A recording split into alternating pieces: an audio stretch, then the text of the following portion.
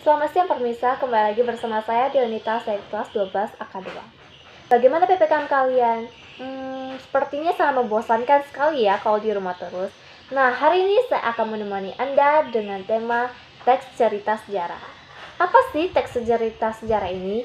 Yaitu teks yang menjelaskan tentang fakta dan kejadian masa lalu yang menjadi latar belakang terjadinya sesuatu yang mempunyai nilai sejarah. Nah, ciri-ciri teks sejarah ini yaitu disajikan secara kronologis atau urutan kejadiannya, secara bertahap-tahap ya.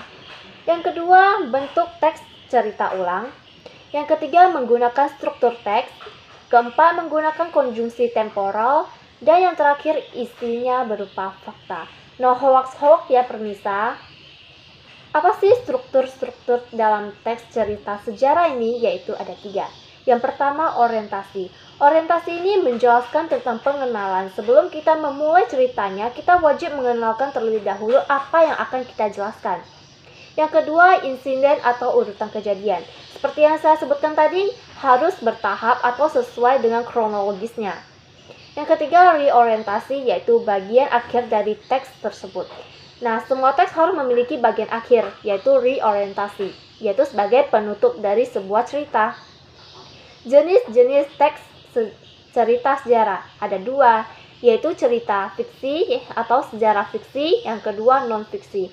Fiksi seperti yang terdapat dalam buku-buku sejarah, sedangkan non-fiksi biasanya dipaparkan secara cerita seperti dalam novel gitu.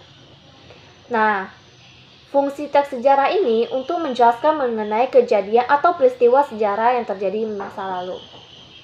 Sekian dulu, saya hanya dapat menemani Anda ya Permisa. Jika Permisa ingin mendapatkan informasi lebih lanjut, Permisa dapat mencarinya lewat Google ataupun melihatnya di YouTube, karena banyak sekali informasi-informasi yang didapatkan. Dan jangan lupa kalau keluar rumah kita wajib menggunakan masker untuk menjauhi COVID-19 ini. Dan jika sudah pulang ke rumah, kita wajib mencuci tangan. Berjaga jarak lah.